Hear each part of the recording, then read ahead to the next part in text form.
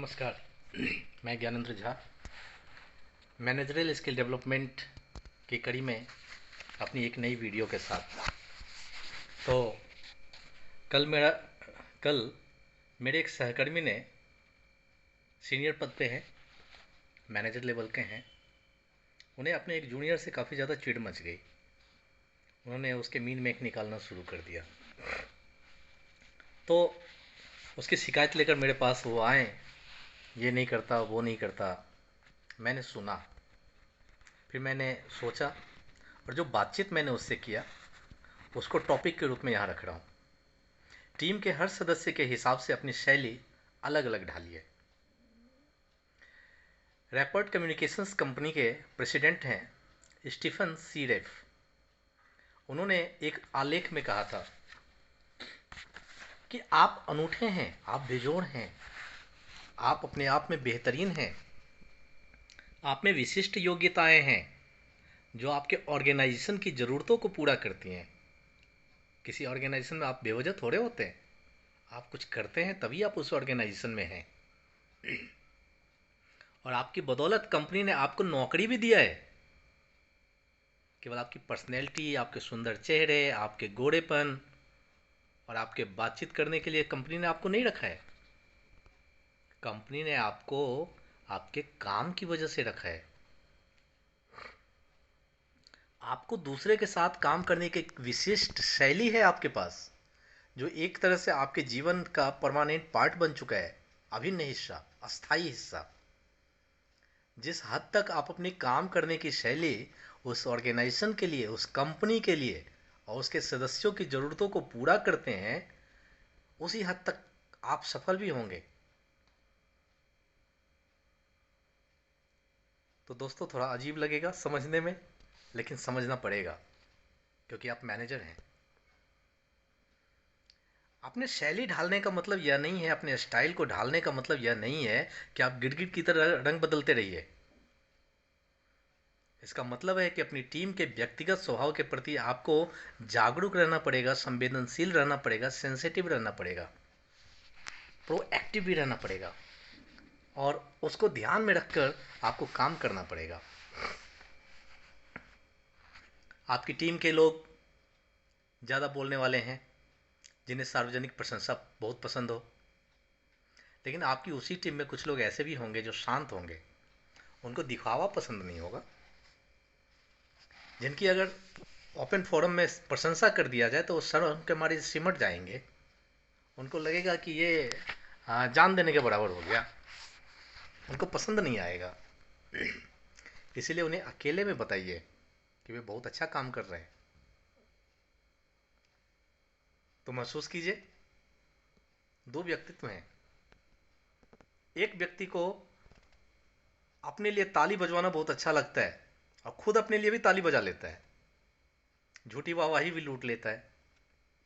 और एक आदमी जिसको ये ताली बजवाना ये सब ढकोसला लगता है, उसको सिर्फ काम से मतलब है।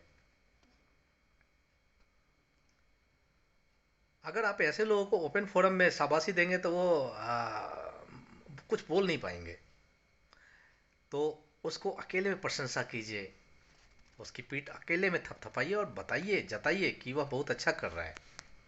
तो देखा आपने, आप हैं मैनेजर, लेकिन आपने अपनी चमड़ी, निशान या व्यक्तित्व बदले बिना आपने अपनी शैली, अपना स्टाइल बदल लिया, वो काम करने का ढंग बदल लिया। मेरी टीम में भी एक बहुत अच्छा सदस्य है जो अपने काम को बेहतरीन तरीके से करता है और उसको तारीफ अपनी बिल्कुल पसंद नहीं है, चिढ़ मचती है। ऐसे कतार में मैं भी हूँ। मैं भी तारीफ सुनने से बचता रहता हूँ। अगर मेरे उस सदस्य के बारे में कोई अच्छी बात कह दी जाती है तो उसको चिढ़ सी मचती है, एक तरह का उसको फोबिया है ये। मैं अगर उसका मूल्यांकन भी करता हूँ तो मुझे अपनी शैली में बहुत ज़्यादा तब्दीली करनी पड़ती है। मुझे बताना पड़ता है, अपने शब्दों के माया जाल में उसको समझाना पड़ता है। उसके लिए मुझे बड़े क्लिष्ट शब्दों का, बड़े सटीक शब्दों का प्रयोग करना पड़ता है। मुझे मालूम होता है उसको मैं अगर कहूँगा कि तुमने बेहतरीन काम किया तो उसको लगेगा कि मैं कमेंट पास कर रहा हूँ, वो उसको नेगेटिव तौर पे लेना शुरू कर देगा। उसे दहशत हो जाएगी कि सर मेरे मेरे बुराई कर रहे हैं कि बड़ाई कर रहे हैं। वो पजल सा हो जाएगा। लेकिन उसी में मेरा एक सदस्य और है मेरी टीम में, जिसको अपनी वाहवाही लूटना बहुत पसंद है। वो हमेशा पूछेगा, सर मैंने ये काम कर दिया, सर मेरा काम कैसा लगा, सर मैंने। उसको अपने खुद की प्रशंसा सुनना बहुत पसंद है।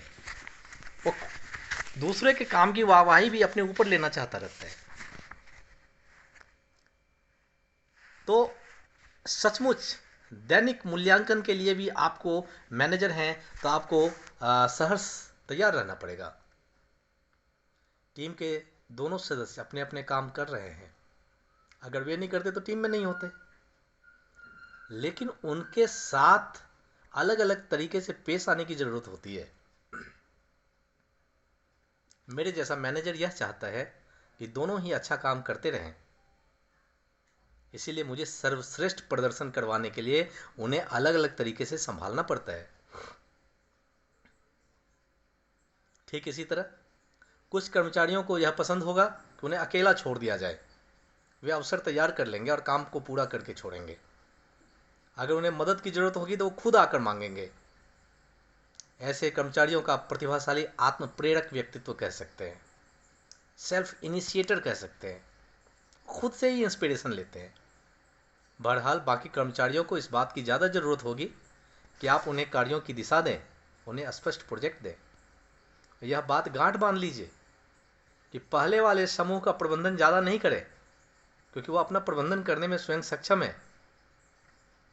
अगर आप उन पे ज़्यादा प्रबंधन मैनेजमेंट उस पर लागू करना शुरू करेंगे तो वो विरोध करेंगे और वो चिढ़ेंगे।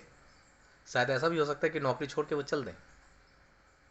लेकिन बाद वाले समूह, उसका प्रबंधन में कमी नहीं कीजिए, वरना स्पष्ट दिशा के अभाव में वो तनाव में आ जाएंगे, कड़ी मेहनत नहीं करेंगे और फिर उनको लगेगा कि वो काम के लिए नहीं बने हैं, वो भी नौकरी छोड़ के चल देंगे।